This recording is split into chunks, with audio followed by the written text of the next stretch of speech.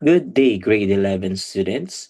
I hope that wherever you are watching this lesson, you are comfortable, safe, and ready to learn. Again, this is Sir Peter, your virtual general mathematics teacher, and welcome to another learning session in Gen Math. So, for today's lesson, prepare your notebook, pen, and calculators because we are going to work with something that you encounter almost every single day, and that is temperature. You see, temperature when you check the weather, when you have a fever, when you use the oven, when food is stored inside the refrigerator, and even when scientists could conduct experiments. The most interesting question is what happens when the temperature is given using a scale that you are not familiar with. That is exactly what we are going to learn today. So, our lesson for today is lesson 4.6. And in our previous lessons, we have learned that measurements allow us to describe quantities accurately. So today we're going to focus on one particular measurement, which is temperature.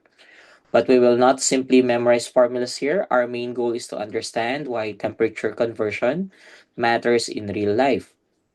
So imagine that you are traveling from another country and the weather forecast says 95 degrees Fahrenheit. So the question is that cold, warm, or extremely hot? So you cannot answer confidently unless you understand the relationship between the Fahrenheit and the Celsius scale that we commonly use in the Philippines. But before we continue, let us answer this um, particular learning objectives. So our learning objectives for today are the following. So I will not linger anymore. You kindly read it because this is what we are going to focus. So we'll go straight to our activity number one. The title is Quick Temperature Check. So before we formally discuss temperature conversion, let us begin with a quick diagnostic activity. And I will show you several statements. And for each statement, decide whether it is true. So do not worry if you are not completely sure.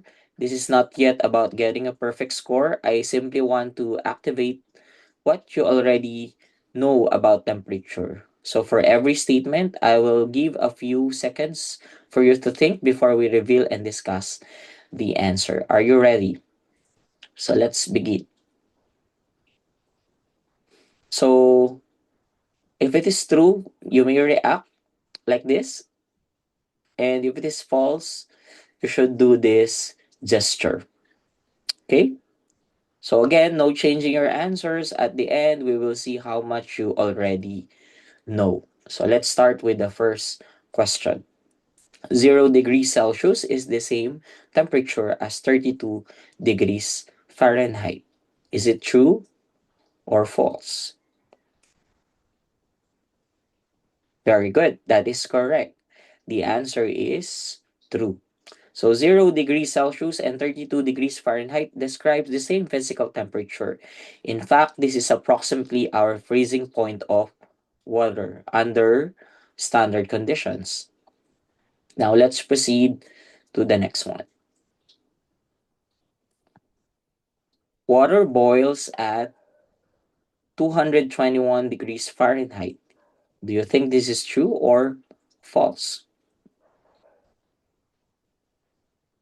Okay, the correct answer is false. The commonly used boiling point of water at standard atmospheric pressure is approximately 212 degrees Fahrenheit. So the statement says 221 but not 212. So this is a good reminder that small numerical errors can completely change the meaning of the measurement. So keep those in mind, okay? It should be 212 degrees Fahrenheit. Let's have the next statement. A Kelvin reading can be negative. True or false? What do you think? Very good.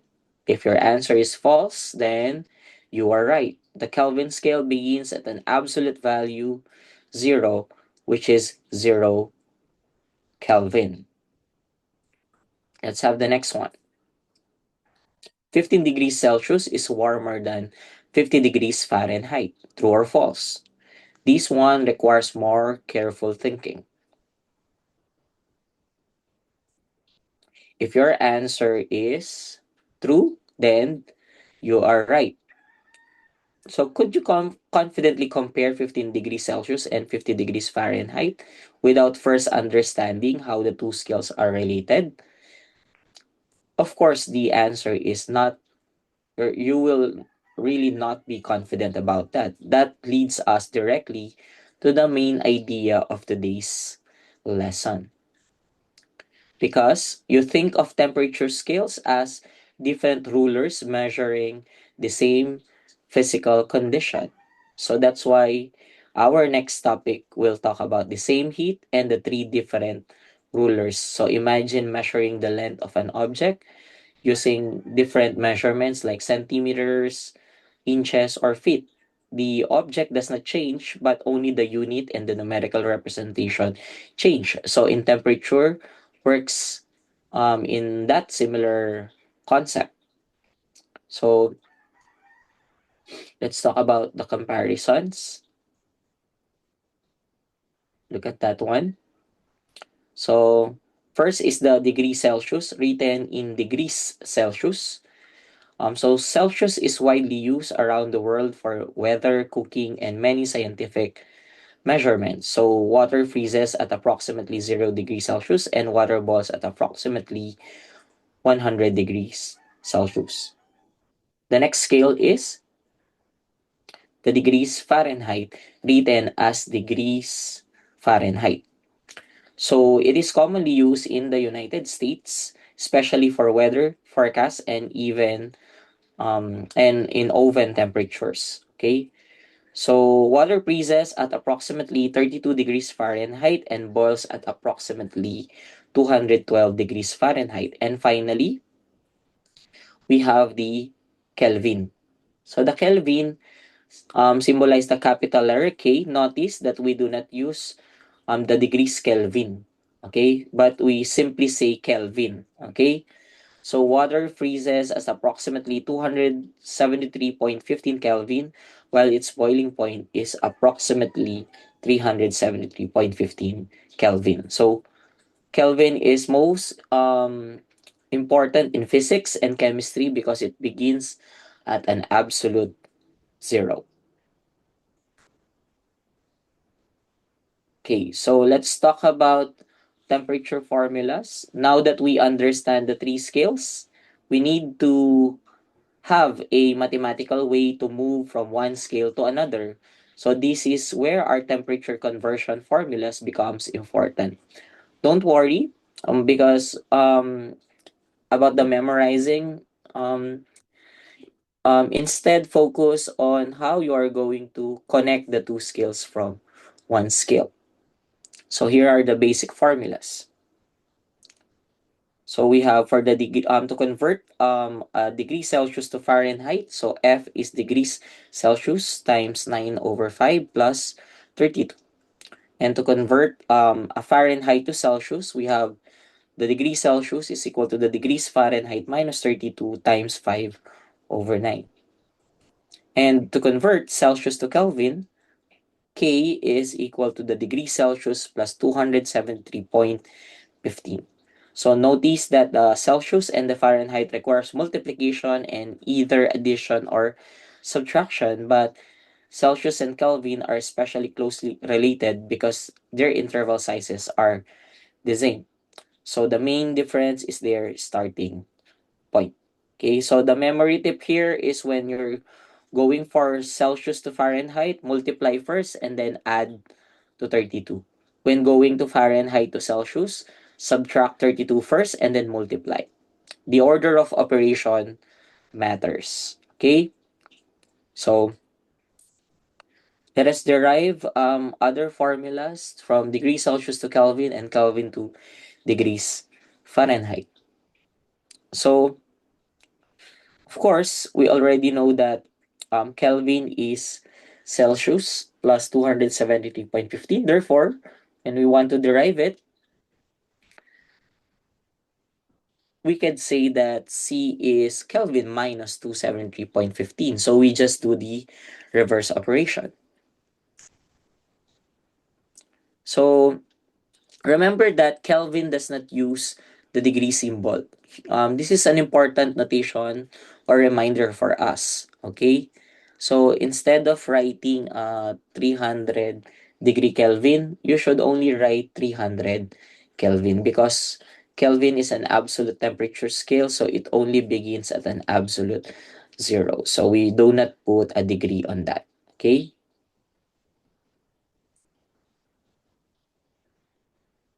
So let's proceed now to the next examples. Let's have illustrative examples regarding health and medicine. So, for example, my patient says my temperature is 39 degrees Celsius. How hot is that in Fahrenheit? So, before solving, let us identify the given and the required quantities.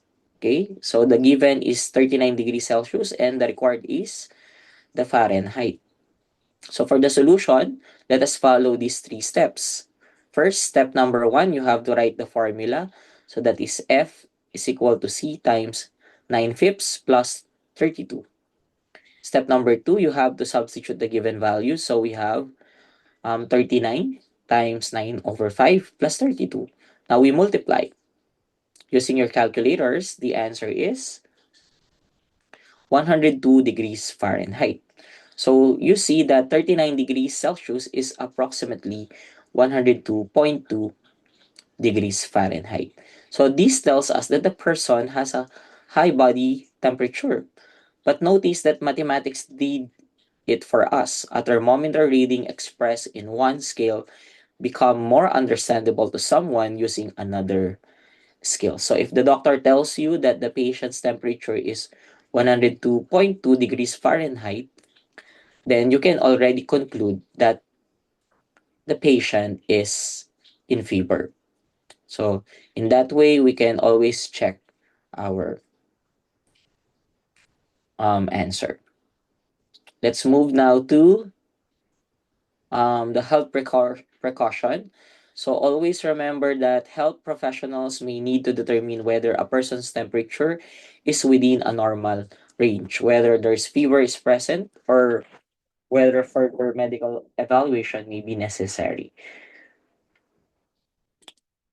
Now let's move on to illustrative example number two about cooking and baking. So our next example brings us into the kitchen. So our recipe tells us to bake 392 degrees Fahrenheit for 25 minutes, but the oven displays temperature only in degrees Celsius. What temperature should we set? Again, we begin with the basic informations. We have the given 392 degrees Fahrenheit and the required is obviously the Celsius. So you know already the formula. So let's proceed now to our solution. For the first step, let's write the formula. The formula is F minus 32 times 5 over 9. So we subtract first by 32 and then we multiply by 5 over 9. So what is the answer? Can you use your scientific calculators? Very good. So to perform the operation, the answer now is 200 degrees Celsius. So it means that the oven should be set to approximately 200 degree Celsius. Now, why shouldn't we simply set the Celsius oven to 392? So here's the precaution. So even after performing an accurate conversion, we should remember that real-world measuring devices are not always perfectly accurate. So whatever you see on the display, it doesn't mean that it is true. The difference is it can affect delicate foods such as bread, pastries, and cakes. Therefore, in actual cooking, you use a sensible converted setting verified by the oven temperature when possible and observe that the food rather than relying onto the displayed number. So it doesn't mean that when it is displayed, it means whatever the display, it is true. Okay, so the food might burn outside before cooking properly inside. So if the conversion is too low, then it may remain undercooked. So always remember that home ovens can run between 20 degrees Fahrenheit to 25 degrees Fahrenheit hotter or cooler than it. Okay? Now let's move on into science. A chemistry experiment must operate at 300 Kelvin, I mean. However, we want to express this temperature in Celsius. So, what relationship do we use?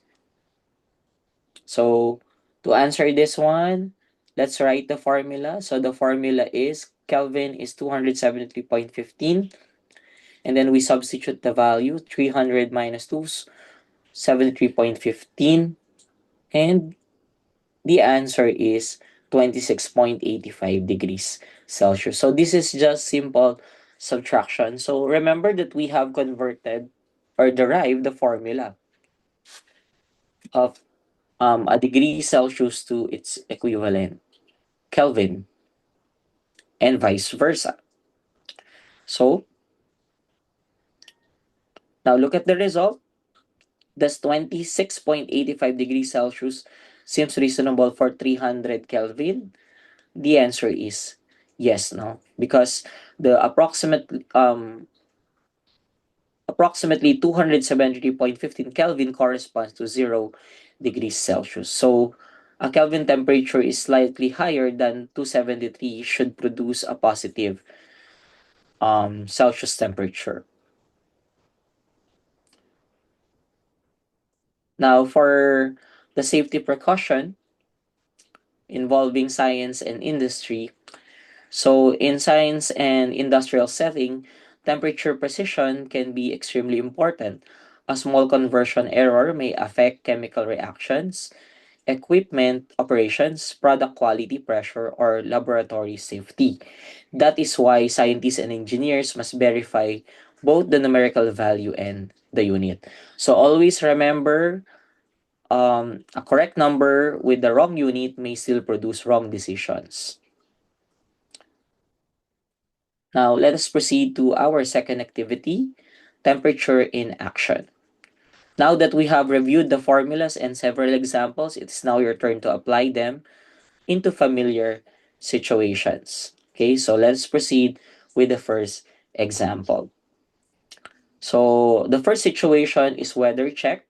Paulo and his family are spending their summer break in Pampanga, and his cousin from the United States checks a weather app that shows 100 degrees Fahrenheit. His cousin asked, "Mainit ba talaga ang 100 degrees Fahrenheit?" So since the weather reports are usually expressed in Celsius, Paulo wants to convert the temperature. So before I show you the solution, let us try it yourself. Our given is 100 degrees Fahrenheit. The required is Celsius. And what formula do we use? I'll give you enough time to answer.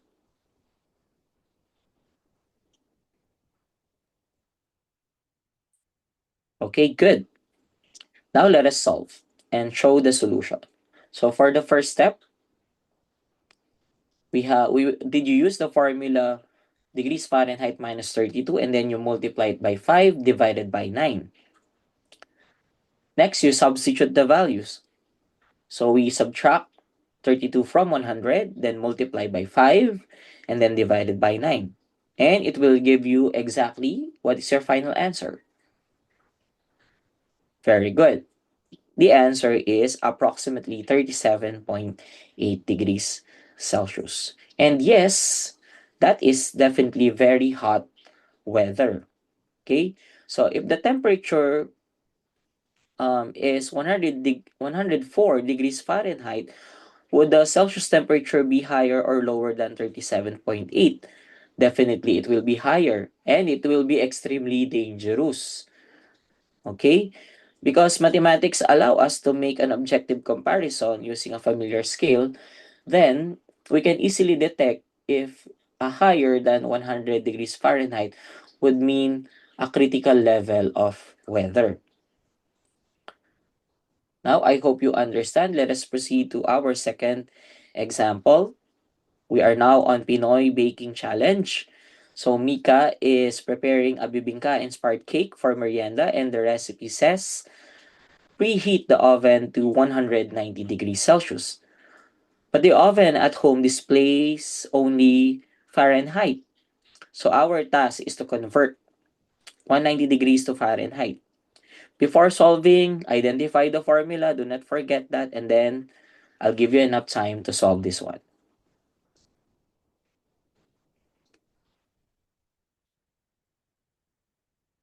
Okay. So I think you were able to figure out how to answer this one. Let's follow the steps. Step number one, did you use this formula?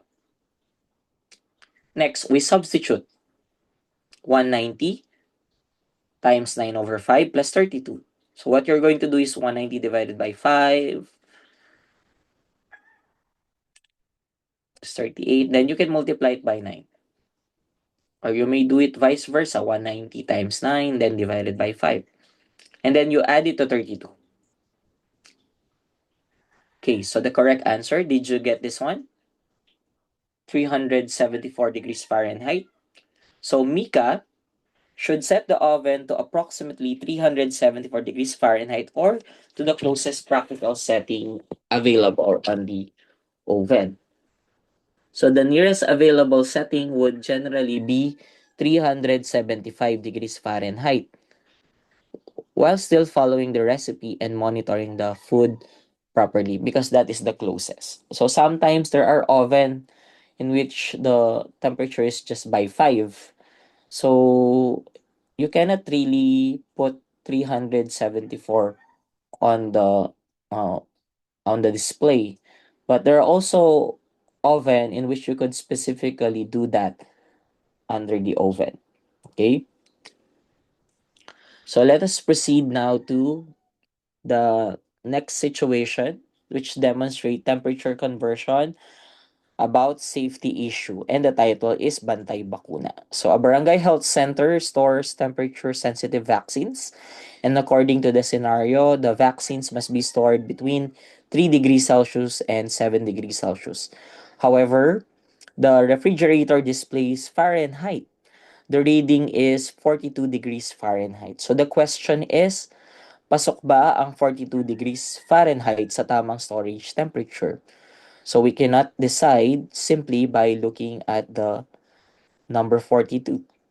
So we need to convert it to Celsius. Um, Again, I'll give you enough time. The given are is 42 degrees Fahrenheit, and you are required to convert it into the degree Celsius. So which formula are you going to use? Yeah, that's F minus 32 times 5 over 9. So let's calculate now. I think you're given now enough time to solve this one. Let us proceed to the solution. So for step number one, did you use this formula? F minus 32 times 5 over 9. Next, we substitute. 42 minus 32 is definitely 10 times 5. So that's a 50 divided by 9. So that would be approximately what did your calculator reflected? So we use one decimal only.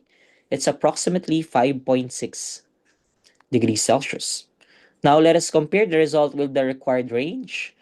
So therefore, yeah, it is within the range, right? Within the required range. Therefore, based on the limits given in the problem, yes, the temperature is within the required storage range. And notice that we did not stop there because we need to interpret that it is safe within the required vaccine storage temperature. Now, let's proceed now to activity number 3. For the practice math skills, you should be doing this one on your GenMath notebook. Okay? But I'll also be giving you practice worksheet number 16 for you to further enhance your understanding of this one. So for the first question, you leave somewhere that reports of 32 degrees Celsius and your destination's forecast shows 86 degrees Fahrenheit for the week you're traveling. So, are you packing for hotter or cooler weather at home? So, let's proceed now to number two. A digital thermometer reads 39.4 degrees Celsius, and the pediatrician's fever chart is labeled in Fahrenheit with 104 degrees Fahrenheit as the threshold for fever. So, does the reading exceed the threshold? So, that question does not simply ask for you to convert in temperature, but it's asking you to determine whether the reading crossed a specific threshold. And lastly, you answer this one. A chemical reaction must be maintained at exactly 350 Kelvin to remain stable. The laboratory thermostat is calibrated in Celsius, so what Celsius temperature should be used? You can do this one because small rounding errors may accumulate and reduce the precision of your final answer. So a good habit is to retain the sufficient decimal, okay? Places where during the computation and round it when appropriate. So you know that in Kelvin we have a decimal point 15. So I'm just giving you a clue on how to solve number 3. So at this point, so we always question why temperature conversion matters. Because, sir, why do we really need to learn all these conversions when calculators and apps can do them for us? You know what? Technology can calculate a number, but still need to understand what the number means and determine whether it is reasonable. So, getting a conversion wrong can have real consequences. So, first, in global communication, different countries may use different measurement system. Second is safety, because temperature limits may be specified in one unit and a conversion mistake may hide a dangerous condition. And third, precision in science. Laboratory and engineering requirements may depend on exact measurement. So temperature conversion is not merely a classroom exercise. It is part of communicating measurement correctly. So to give you more stories. So here is a perfect example showing that unit consistency really matters. Because did you know that, as stated in this slide, in 1999, NASA lost the Mars Climate Orbiter after a mismatch occurred between the measurement system used by different engineering teams. One part of the work involved the metric units, while another part involved the imperial units or the English system. Although this example was not specifically mentioned what Celsius to Fahrenheit mistake they did, but um, the lesson is directly relevant because a measurement without careful attention to its unit can lead to serious errors. So, highly trained professionals, advanced computers, and an expensive spacecraft were involved, yet a unit mismatch contributed to the mission failure. So, this teaches us an important mathematical habit. Never treat the unit as decoration because the unit is part of the quantity. As you may write, if that's 39, that is incomplete. It should be 39 degrees Celsius, or is it 39 degrees Fahrenheit, or is it 39 Kelvin? Because the unit changes the meaning. Okay, so a very good habit is to write the unit beside it. So if there's no degrees Fahrenheit, degrees Celsius, then that will not be accepted. So before we end our lesson, I want you to reflect on this question. Did you learn something for today? So do not forget that we need to understand temperature because it gives us an understanding about weather reports. In health, for us to correctly interpret temperature readings. In cooking, for us to set the equipment. Example is the oven. For vaccine storage, it helps us to check whether temperature remains at the required range for safety. And for science and industry, it helps us to maintain accuracy and safety. So if you can connect them mathematics to these situations, then you are doing much than memorizing the formulas that I have mentioned a while ago. What's important here is you learn how mathematics help us in informed decision. So our next topic concludes now the lesson applying temperature conversion in real world scenarios. And today we have discovered one physical temperature can be represented using different numerical scales. So the next topic is we'll talk about algebra, and that is lesson 5.1 classification of functions. So again, this is Sir Peter, your virtual general mathematics teacher, reminding you that always check your given values, choose the correct formula, and keep track of the units, and ask whether your final answer makes sense to the real world. Stay safe, grade 11 students, and have a meaningful day of learning. So bye for now.